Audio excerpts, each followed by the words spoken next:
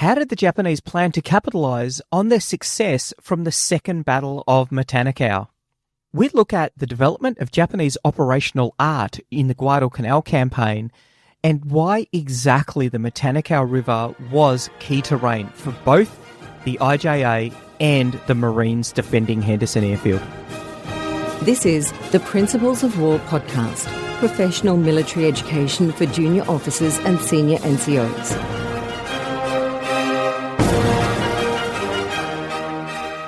Ladies and gentlemen, welcome back to the Principles of War. This episode, number 143, looks at the third battle of the Matanikau River. This is the 9th episode in our Guadalcanal series with battlefield historian Dave Holland, the author of Guadalcanal's Longest Fight, the Matanikau Battles. We're picking up the story after the US Marine defeat at Second Matanikau. We're looking at how General Vandegrift is going to try and regain the initiative. Let's get right back into the story with Dave Holland. Good morning, Dave. Welcome back to the podcast. Well, thanks, James. It's good to be back on this nice spring, sunny Australian day. The logistic situations for the Japanese is not good at all. And Colonel Tsuji described in a report back to his high headquarters that the plight of the officers and men of the 17th Army on Guadalcanal, because of the lack of supplies, was quite parlous, and he described them as being as thinner than Gandhi himself. The battleship bombardment and the high-speed convoys, they're trying to get the supplies through. What reinforcements and supplies have been coming to the Japanese at this point? Okay, so we'll take it to where we were at the last episode with the third battle of Matanikau. So that takes us to the end of September. So at that stage, the Japanese had planned to have a massive reinforcement, primarily based around the 2nd Sendai Division and all the auxiliary units attached to it and corps, the Army. I keep calling it a corps, but it's corps size, but it was the 17th Army. So they were rushing all the supplies and troops in as best they could. So he had a mass influx, mainly in the Tokyo Express and nightly fast destroyer runs, of equipment, supplies, men from the last of September all the way until the first couple of weeks in October. So the Japanese troop strength built up dramatically in that phase because they were getting ready to take once and for all, to take the island back with a massive strike with a combined air, sea, and ground attack. So that's what they were looking at. But once again, like we discussed earlier, the Cactus Air Force, the American planes on Guadalcanal, kept the Japanese mainly confined to nightly destroyer runs. They were doing quite well. They had a lot of destroyers, but once again, I forgot off the top of my head how many tons of supplies a destroyer could take and how many troops, something like 150 troops, maybe 200 troops. But that would be a massive amount takes a long time to drop all those guys off. So they wanted to bring their large transport ships in and do it once and for all and just drop a massive amount of troops, a massive amount of supplies, tanks, heavy artillery, all in one go. But the threat of the Cactus Air Force prevented that because even though they call them the fast convoys, these transports couldn't come down at night, unload and offload and be out by daylight. It'd still be offloading during the day, and they knew they were basically be taken out by the Air Force. They needed to suppress that Air Force or air power. They needed to suppress that because they knew that was the big hindrance, and then the hindrance to their supplies too. And this reinforces the fact that the airfield is the decisive terrain because it's really shaping what the Japanese can do.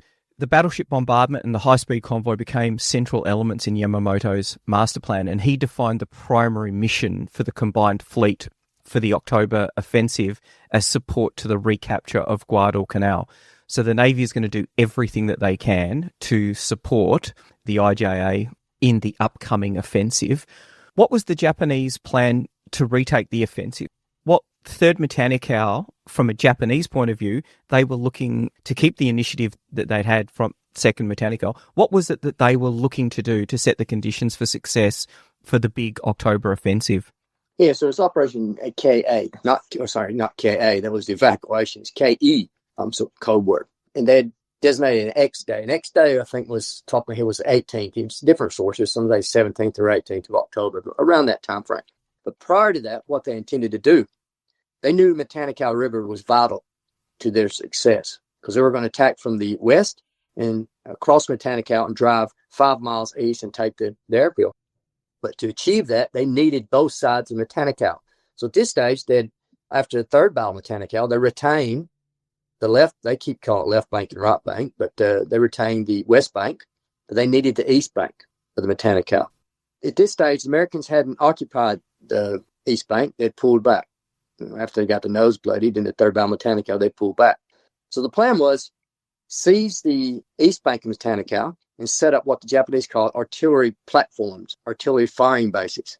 They were going to bring their heavy artillery, which is the 150 millimeter howitzers, into 100 millimeter cannons, and they were going to bring them and stage them on the east bank of Matanikau, and that would be the artillery firing platform. So that would take them within 5 miles of the airfield, more than easy range. So at that stage, once they had established their firing base, in roughly 10 days of solid, constant bombardment against the airfield.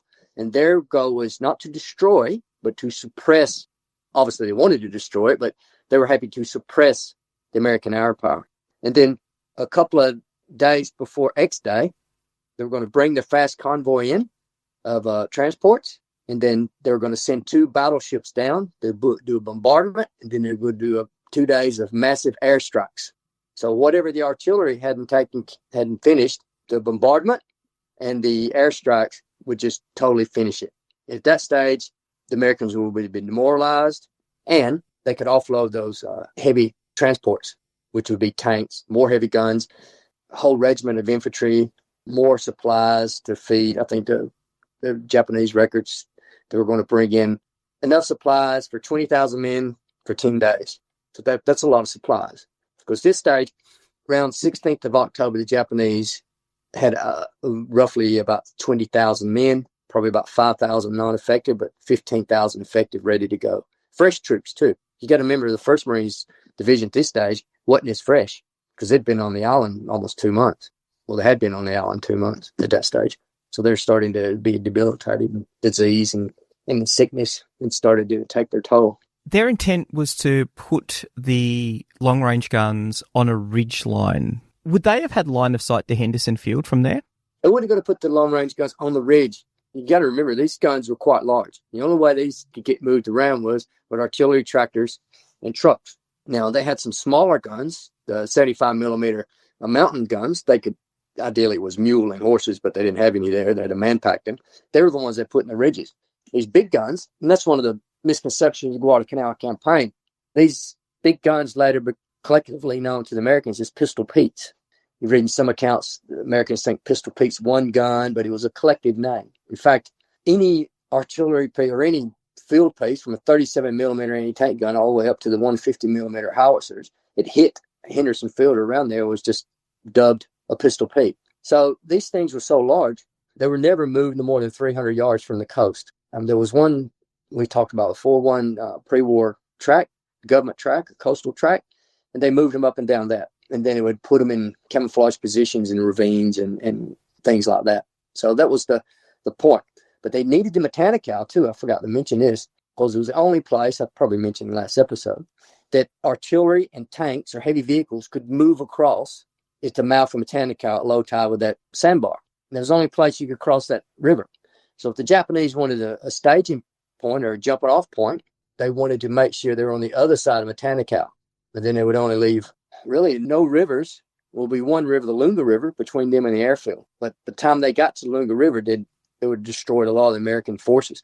But the Japanese were planning to use their famous filleting tactics to shoot straight down the coastal road with the artillery, the tanks, and cut off the American communication line. So they needed to grab the other side of Matanikau. But yeah, they'd be firing from the flat coastal plains of coconut groves with those big guns. Well, they're observers, though. Would they be able to see? Be up in the ridges, of course. They could see quite a bit. Now, there was a famous one we'll talk about probably in the next episode. There was a Japanese naval lieutenant. He was up on Mount Austin. And if you go up on Mount Austin, you can oversee the whole American perimeter. But he was an artillery observer. He was more of just an observer on OP, and he could radio back to 17th Army headquarters on Cucamonga, and they relayed the messages. And he's more of a reconnaissance observation post. He could give battle damage assessments, which he did quite often, especially after bombardment. He was up there, but he wasn't guiding in any rounds. But they had their own artillery observers, Imperial Japanese Army, just like the American artillery observers. Some of them were attached to the infantry units. And you've been there, Guadalcanal. You've seen some of the ridges there, and they could get on those ridges and see straight all the way to the perimeter. So they could see the effects, especially when they started bombarding the airfield. Be no problem. So that, yeah, definitely they'd be in a position of observation, the observers. So the Marines are aware of increasing activity around on the western side of the Matanikau. What is their response to that? The 27th of September, that was the second battle of Matanikau where they lost. Well, Vandegrift intended not to set in the perimeter. He intended to have another go at it. And he wanted to, they realized at the end of September, after that battle, how important the Matanikau was going to be. They knew that if they were going to prevent the Japanese from attacking the airfield, they had to hold the Matanikau. And also, if they wanted to push the Japanese further back, they had to have Matanikau to use as a jumping off point. So both sides looked at Matanikau as defensive and a jumping off point. The Americans realized it very soon. So what Vandegrift decided to do, another offensive. At this stage, it was going to be the largest offensive that had to date, if you don't count D-Day or landing. When I say D-Day, some people think D-Day is just one term for Normandy. I think people, you probably discussed this on your show before, but D-Day was a designation day, I think they call it, across the Pacific, and everywhere else is the invasion day. Anyway, apart from that day, from the landing in 7th August, it was going to be the largest offensive they had to date. So he was going to go back to Matanikau, take the Matanikau, and do it properly, he said, this time. So it was going to be properly planned, more resources, all kind of fire support, and they were going to do it the right way, as one planner said. But they were going to go take the Matanikau back, and they'd set the operation for the 7th of October was going to be the day they take it back and trap the Japanese, destroy what Japanese were on the mouth. They knew they were there. And a bit of payback for the second battle of Matanikau. And so what was the plan for the Marines? Vandegrift did not want to jeopardize the integrity of the airfield, as we discussed. That's the most important piece of real estate they had, and that they didn't want to jeopardize it. But in the same side of the coin, he wanted to take Matanikau, and he wanted to keep the Japanese off balance. And he wanted to push them further away, that active defense that he could from the airfield. So he scraped together, he left the 1st Marine Regiment in the perimeter. At this stage, you got to remember, he still had forces over in Tulagi, had part of the 2nd Marine Regiment and some of the defense battalion over there. But he planned on using the 2 battalions of the 5th Marines. He's going to use 2 battalions of the 7th Marines, and the 3rd Battalion of the 2nd Marines had been brought over. So basically, and then they had a group of scout snipers under Colonel Whalen called the Scout Sniper Group, about 100 men. Then he had some engineers. So he had roughly, say, about a 2-regiment size attack. So it's a fairly large size attack. So you got to remember, he left roughly about a regiment size back in the perimeter, and 2/3 of his force was heading to this assault. So that's what he planned to do. So it was a big, big risk, especially when the Japanese was coming down with more supplies and more troops. But that's how important Matanikau was. So the plan was he's going to use very similar to the 1st Matanikau and 2nd Matanikau. The plans were basically sound. And that's what Vandegrift said. He goes, I'm going to use the same plan, but this time I'll come in with force. So the plan was use the 5th Marines, the 2 battalions of the 5th Marines, to hold the mouth of Matanikau. They were going to hold it, the mouth. Initially, they were going to go there. If the Japanese wasn't there, they were going to push through. But if the Japanese was there, they're going to hold it. In the meantime, 3rd Battalion, 2nd Marines, and the 2 7th Marine units, which was 1-7 and 2-7, were going to go 2,000 yards south and cross at the One Log Bridge. And once on the One Log Bridge, they will come up, and there's 3 parallel north to south ridges on the western side of Matanikau. And each battalion was going to peel off each one of those ridges, so 1, 2, and 3. And by doing that, they would just sweep down and trap whatever Japanese forces were holding that Matanikau line and destroy whatever Japanese forces are there. Once that was destroyed, then they were going to continue to Kukumbana, we discussed earlier in the last episode, and hold Kukumbana, which is another 3 miles to the west. And at that stage, once they had taken Kukumbana, they'd had a great place to do their patrol base they were going to run out of, and plus they had controlled the Matanikau. They'd pushed the Japanese, at that stage, 8 miles away to the west from the perimeter. So that was the plan. Firstly, I hadn't realised just the kind of risk that Vandegrift was taking. Do you know roughly how many soldiers would have been in the offensive as opposed to left on the perimeter? Need asked me this one. But yeah, in my book, I've got the exact numbers. So say two regiments. So you had, and most of the heavy guns were with them, the mortars and heavy machine guns, and they had anti-tank guns up there, 4,500. They had 4,500 to 5,000 men. So it's a large offensive, and he is taking a significant amount of risk. Yeah, because at that stage, I had about 19,000 Marines, and about 3,000 was still on Tulagi. That takes down to 17, and you say another about 5,000 involved in it. So you still had a lot in the perimeter, because you got to remember, you had a whole regiment. So you had 5 infantry battalions still in the perimeter. You had a tank battalion. You had a raider battalion, which is combined with the parachute battalion, which is basically, they were pretty shot.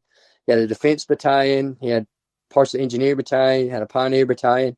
And you had a whole artillery regiment. So they're all still in the perimeter. So it's a pretty strong perimeter you had. How was the plan executed then? And where was the first contact? I'll take it back. So the Japanese, some of the Japanese forces, what the Japanese had done, remember we had Kawaguchi had just won the Battle of Third Matanikau. So Kawaguchi's forces were basically depleted because, they fought in Bloody Ridge.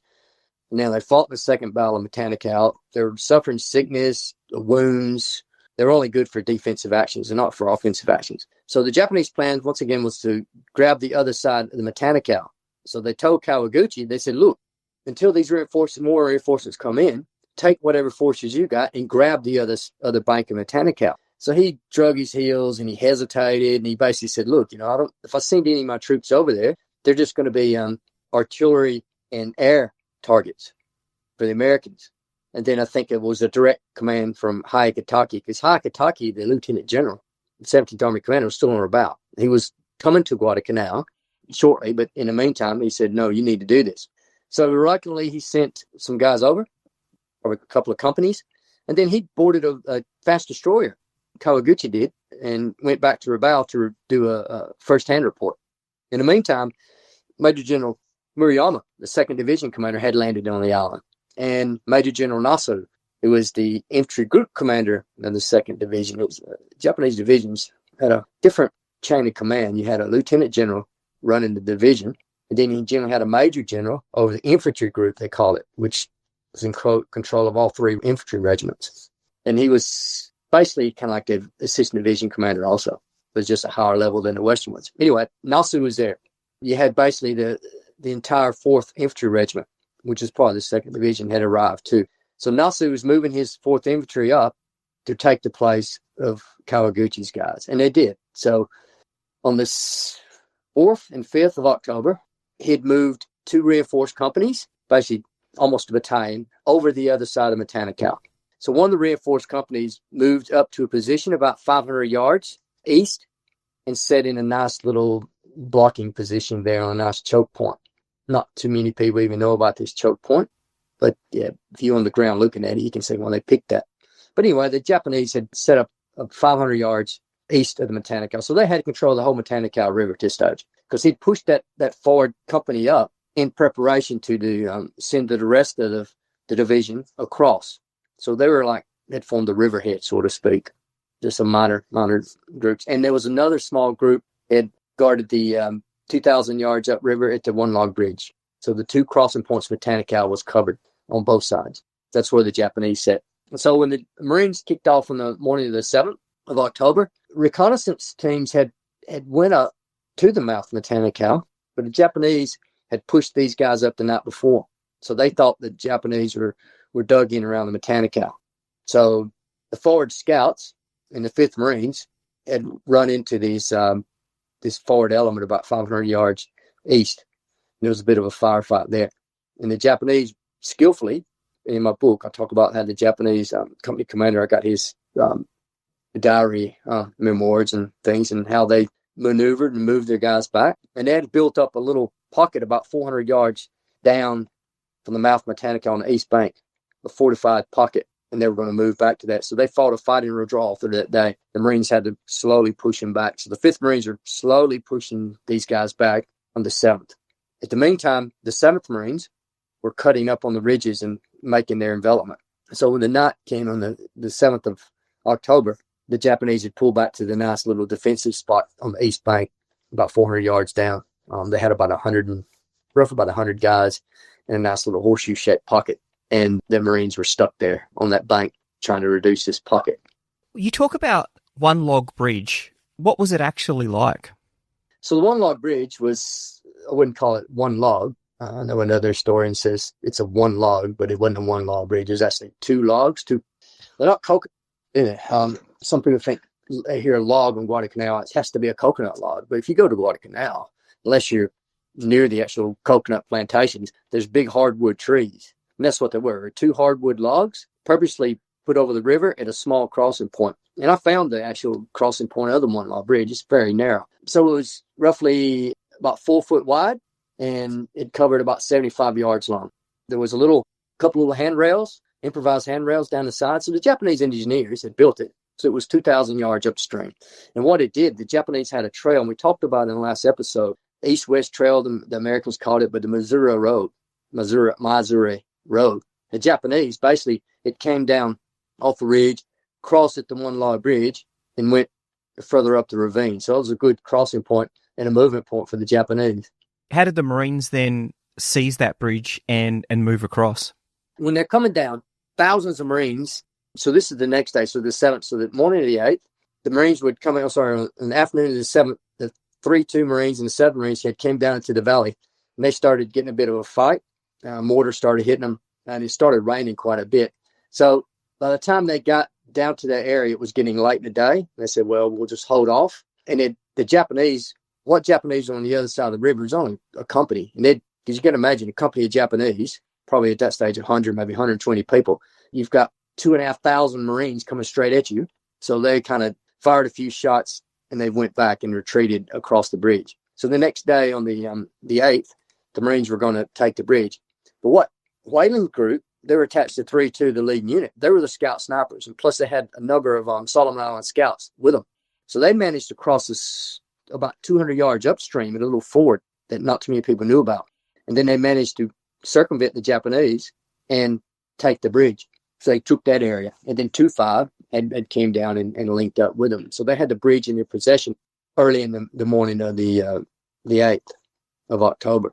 And then they started moving up onto the ridges. And then that's when the rain started really coming down. Do you think the Japanese underestimated the importance of that river crossing?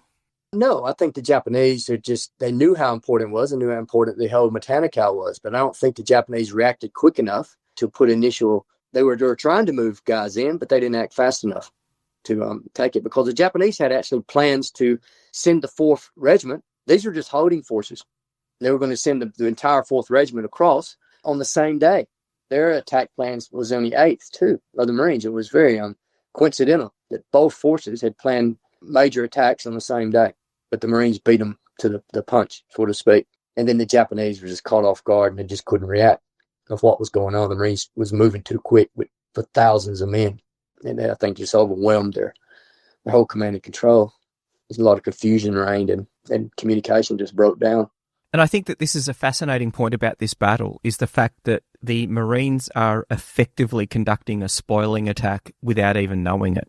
Oh, exactly. And it was very surprising to Vandegrift after the facts of known, and they captured some Japanese documents. They said, well, the Japanese are planning an offensive the same day we were. And that really threw the Japanese. And I think we'll discuss how the Japanese reacted to it a bit later. But yeah, it wasn't the first time, too. I mean, this was the first time in the campaign, but you'll see in a couple of other battles from now that the Japanese are doing the same. When we talk about another Matanikau battle in November, both plan offensive at the same time, thinking the same thing. And the Japanese plan, it was just quite amazing, was just replicated the Marines' plan, except it was in reverse. So they were going to hold the Marines at the mouth and flank them, envelop them. Yeah, interesting. So across One Log Bridge and the ford just south of that, you've got the Whaling Group and you've got the 2 battalions of the 7th Marines. What do they do once they get across the Matanikau? They started moving up the hill. They took a hill called 66. And then, you remember I said the plan was to go off the 3 ridges? But at that stage, rain started coming in heavy, like drenching monsoonial type rain, which stopped the offensive, basically. And what Vandegrift did, he had Colonel Jerry Thomas, his chief of staff. And they had a bit of a meeting. And he says, look, do we postpone do we call off the attack because we can't move in this rain? It was, the guys that couldn't get across, well, they could get across the river, but up these hills, it's just torrential. You just couldn't move. They go, do we continue the attack? We really can't. Or do we just call the attack off? And remember, Vandegrift is taking a risk because they knew at that stage, Vandegrift knew there was a large Japanese convoy coming in. So he wanted to continue the offensive just for another day at least to see what they could do, see if they could trap these Japanese and take them Matanikau. But Thomas told him, he said, look, if we delay a day, whatever Japanese are there is going to be pulled out and we'll miss our opportunity. And Vandegrift said, I'll take that risk, but I want to continue with this offensive. So the 8th, they had Hill 66, they had the west side, and the next day they were going to do their initial plan and sweep down those ridges. And it's an interesting thing, too, because you had Colonel Edson was running the 5th Marines.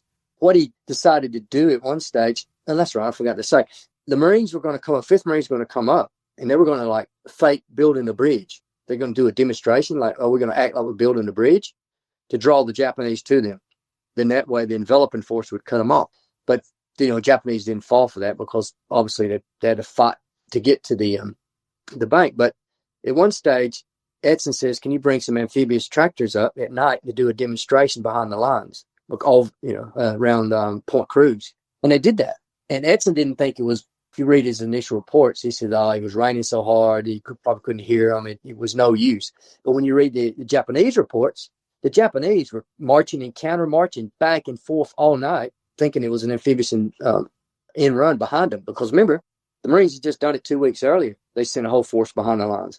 So you had one battalion moving back and forth. And the Japanese report said, we beat back an amphibious assault because the tractors would go to the shore and like in a fight and pull back. But if you read the Japanese reports, contemporary reports, time, we've knocked, we've pushed back one offensive assault, but they had one battalion marching and counter marching backwards and forth. But they weren't involved in the fight because they're reacting to this Marine fight. And also, too, I mentioned the night of the 7th and 8th. I forgot this. The 8th and 9th. That group of Japanese was trapped in that little pocket on the west or the east bank. The Marines had them. They'd brought the Raiders up at that stage. And they really shouldn't have brought them up because they were ready to move up and be evacuated. But once again, it's Edson's Raiders. And he says, I can trust these guys. So he asked them to do one more thing for him. But the Japanese broke out that night and they actually overran a Raider platoon and killed 12 Raiders. But most of the Japanese died before they reached the mouth of Matanikau to try to escape back to the mines. So it was a big breakout. So that's in the morning the Marines had the bank. But yeah, so in the morning of the 9th, after the night rain, the Marines are ready to proceed with their envelopment because they're on the west bank now. In Richard B. Frank's book, he talks about they've got a journalist with them. Did you want to talk about his bit about whether it was the Marines were looking to withdraw and yet the leadership of the company commander was able to turn that around? John Hershey in the Valley. Yeah. Yes, minor. That's actually a good book, 60 pages. So John Hershey, I forgot what newspaper he worked for. It's a great book. Got it right behind. He went with a Marine company embedded with this 2nd Battalion, 5th Marines. So he went with G Company? Yeah, we went with the weapons company, G Company. So basically what happened was 2-5 was moving up the bank. And remember how I talked about where last episode we had Ken Bailey and the Raiders were stopped and killed? Well, the Japanese had moved some guys over and they said, well, this is probably a good position. We'll do it again. So it stopped 2-5 there. So the valley is where the east-west trail, and I talked about before, comes down off the ridge and goes into a valley before it reaches Matanikau River. So what Ringgold, which is the company commander, the tank commander, had sent him to do an envelopment to come down the valley and come behind these Japanese that had the rest of the company stopped. So yeah, they came down the valley and they ran into the crossroads and machine gun, and yeah, it was a bit of a firefight there and grenades were going off. Yeah, and some of the Marines started pulling back, so it was a bit of a mess. There was two Marines killed. We tried to look for the bodies because they're still missing in action. Roughly know where they are, but it's just hard tracking those guys down. But yeah, that small skirmish, they call it, at that stage. But what happened was, at that stage, the 3-2 and the Whaling Group already taken the bridge and cut those Japanese off. They were trapped on the other side. So the rest of the 2-5 wiped them out. And then like 2 or 3 hours later, and killed what Japanese were there. Then opened it up. And then they secured that side of the bank. But yeah, that was a little skirmish, they call it, in the valley. But that was what that was entailed. If you look where the American Memorial is, on Hill 73 on the west bank, directly across the river, there's a valley. And that's John Hershey's Valley, he called it. And that's the valley that the east-west trail, it came down off the top of a ridge and went straight down to that valley. It follows a stream, and then it hit the trail on the Matanikau. And that's a vital crossroads. And that's where Kim Bailey was killed. Actually, on my YouTube channel, I did an episode on it a few months ago, so it's there. Or we can include a link to that. Yeah, that's very interesting. We'll leave the interview there. I want to finish up just by reading a small excerpt from John Hershey's book, Into the Valley. This is the little skirmish that Dave mentioned. I want to read it because I think it gives a really vivid example for all of the platoon commanders and all of the company commanders about exactly what it is that your job is and what you need to be able to do it. This is the story of the weapons company of 2nd Battalion, 5th Marines. The OC of the company was Captain Rigaud, and John Hershey had been accompanying them on this patrol. We could not see the enemy, either on our side of the river or on the other. All this hatred was pouring out of the jungle too thick to see more than 20 or 30 feet. This was advantageous in a way. It meant that the enemy no longer seemed animate. The firing over there was coming from an enemy as an idea, something easy to hate. But this invisibility was also unsettling. You might have thought that the jungle itself had grown malevolent and hated us. The trees were hurling little pellets at us, the vines were slinging great explosions. But even if we'd been able to see the enemy, we could not have done anything to him. We couldn't get our weapons to work, we were helpless. Our men were being killed and wounded, we were trapped, hopelessly trapped. Individually, the Marines in our outfit were as brave as any fighters in any army in the world. I am positive, but when fear began to be epidemic in that closed-in space, no one was immune. No one could resist it. The first sign of flight among those men was in their eyes. At first, they watched what was going on as calmly as an audience at some play. Then suddenly, they were looking around for the nearest exit. They would look at Captain Rigaud's face, looking for some sign that he would order them to retire, or their eyes would dart along the trail back as they wished they could. I myself kept looking at Captain Rigaud to see what he would do with us. His expression had not changed. It had the same look of desperate vigilance that it had worn all along the trail. The next sign of the growing fear was the way the men started moving around. When a mortar shell would go off nearby, they would scramble away from the vicinity to new cover, as if the thing could explode a second time. The men began to think that it was time to get away from that whole place. Any men who were men would have taken flight from that impossible place. Some Japanese might not have, if they had had specific orders to stay there, but they would no longer have been much use to the Emperor. I think even most Japanese would have fled. Certainly Germans would have. They are good fighters. They have the sense to live and fight more advantageously another day. I think it is safe to say the Italians would have fled.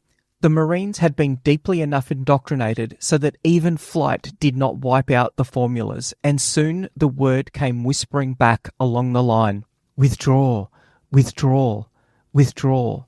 Then they started moving back, slowly at first, then running wildly, scrambling from place of cover to momentary cover. This was a distressing sight, and though I myself was more than eager to be away from that spot, I had a helpless desire to do something to stop the flight. It seemed wrong. One had heard so much about how the Marines kill 10 Japs for every man they lose, which is true, of the callousness of the Marines, true in a way, and of our endless successes against the Japs, true in sum total. Captain Rigaud had told me that this would probably be an easy job. It sounded so, and yet here were our men running away. I couldn't do anything about it because I was caught up in that general feeling. It is curious how this feeling communicated itself. Except for the hard knot which is inside some men, courage is largely the desire to show other men that you have it. And so, in a large group, when a majority have somehow signalled to each other a willingness to quit acting, it is very hard indeed not to quit. The only way to avoid it is to be put to shame by a small group of men to whom this acting is life itself, and who refuse to quit, or by naturally courageous men doing a brave deed.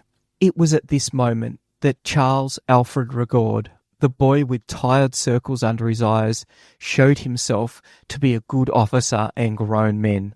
Despite snipers all around us, despite the machine guns and the mortar fire, he stood right up upon his feet and shouted out, "Who in Christ's name gave that order?" This was enough to freeze the men in their tracks. They threw themselves on the ground in attitudes of defence. They took cover behind trees from both the enemy and the anger of their captain. Next, by a combination of blistering sarcasm, orders, and cajolery, he not only got the men back into position, he got them in a mood to fight again. "Where do you guys think you're going?" he shouted, and "Get back in there. Take cover, you. What do you guys do? Just invent orders? Listen, it's going to get dark and we've got a job to do. You guys make me ashamed." But the most telling thing he said was, "Gosh, and they call you Marines." I am certain that all along Captain Rigaud was just as terrified as the rest of us were, for he was eminently human. And yet his rallying those men was as cool a performance as you can imagine. I could feel my own knees tremble. I could see the rifle shake in the hands of the man nearest me. But I kept quite close to Captain Rigaud and I could not see a single tremor. And if I had, I would have attributed it to anger. The storm of mortar fire was going on all this time. And so was the lesser fire. Yet now the men, creeping and even running erect, hurried back to the positions they had occupied before. They did this without apparent fear, and yet it was, in effect, the most difficult kind of operational psychologically, a counterattack. When he had put his men back in position, Captain Rigaud immediately made preparations to get them out in an orderly fashion. There was a big difference between retiring in good order and just running away. He could see, had seen from the very first mortar explosion, that this position was untenable. Staying there would merely mean losing dozens of men without doing anything to the Japs. He could not get his weapons into play. Obviously, Whaling's force had not shaken the enemy loose across the river. Until he did, this pocket was a place to get killed. Nothing more. Captain Rigaud had talked all his orders over with his lieutenants, but this decision he made for himself. "Runner," he said, "give me a runner." One hurried up. Captain Rigaud said, "Give me your message pad." "It's in my pack, sir," the runner said, and turned his back on the captain, who reached down into the man's knapsack and pulled out a little yellow pad. It looked like the kind of pad delivery men carry and make you sign when they bring packages. It had printed off spaces in which to enter the name of the officer to whom the message was to go, the unit of the sender, his name, the place, time, and subject. And then there were several printed lines on which to write the message. As slowly and carefully as he would, as if at a desk in the Marine Corps headquarters in Washington, making some leisurely requisition, he filled in the blanks. He addressed the message to Major O'Brien, his regimental commander, and then wrote, "Receiving heavy mortar fire, unable to get machine guns firing, request permission to withdraw." He signed it, handed it to the runner and said, "Major O'Brien," and hurry. Then, without waiting for the request for permission to withdraw even to get out of sight, he began to withdraw his men on his own initiative. It was just as well because Major O'Brien, who had come up near to George and Easy companies, had been hit by mortar fire and was a dying man. Captain Rigaud did not trust his orders to withdraw to the whispering system. Captain Rigaud did not trust his orders for withdrawal to the whispering system. He moved forward himself and said quite clearly, "We will withdraw in the same order as we came into the valley. 1st platoon, 3rd platoon, headquarters, 2nd platoon. The line will double back on itself and form along the train. Move carefully, keep cover as you fall back. My God, I am ashamed of you guys." By this time, Captain Rigaud had given me enough confidence so that although the awful racket was still going on all around, I could look around and observe what terror does to good young men. Each man had his own little preoccupation. One kept polishing the mud off the stock of his rifle. Another alternatively removed and screwed on the cap of his canteen. A third seemed to be counting the buttons on his tunic. Personally, I discovered that I was ridiculously tearing very big leaves into very small pieces. The instinct to crawl into a hole was almost irresistible. One man squeezed himself between the flat, fanning roots of a big tree, and I heard a sergeant whisper contemptuously, "What the hell are you afraid of? That there's bears in these woods?" Under the influence of fear, some of the men became very systematic over their work. The men who dismantled the machine guns did it with a furious efficiency, which was not just haste. They seemed to do the job better than they could have done on the drill ground 1,000 miles from the enemy. The men seemed to be impatient with each other. When Captain Rigaud came back from ordering the withdrawal and whispered, "All right, we're not out of here yet. Keep a sharp lookout." It's an amazing account of what it is like to be under withering fire and how individual soldiers react to that pressure. And I think it's an excellent illustration of what true leadership looks like in those moments. The good captain was able to stop a rout, send the men back so that there could be an orderly withdrawal, that all of the equipment was brought out, that the wounded were brought out. And it highlights the challenge for leaders who have to set the example so that the soldiers have someone to follow. The book is well worth a read. It's Into the Valley by John Hershey. It gives you a visceral account of what it is like to be in combat. I'll leave the episode here. Next week, we will continue on with the third battle of the Matanikau River with Dave Holland. The Principles of War podcast is brought to you by Jane Zeeling. The show notes for the Principles of War podcast are available at www.theprinciplesofwar.com for maps, photos and other information that didn't make it into the podcast. Follow us on Facebook or tweet us at Surprise Podcast. If you've enjoyed this podcast, please leave a review on iTunes and tag a mate in on one of our episodes. All opinions expressed by individuals are those of those individuals and not of any organisation.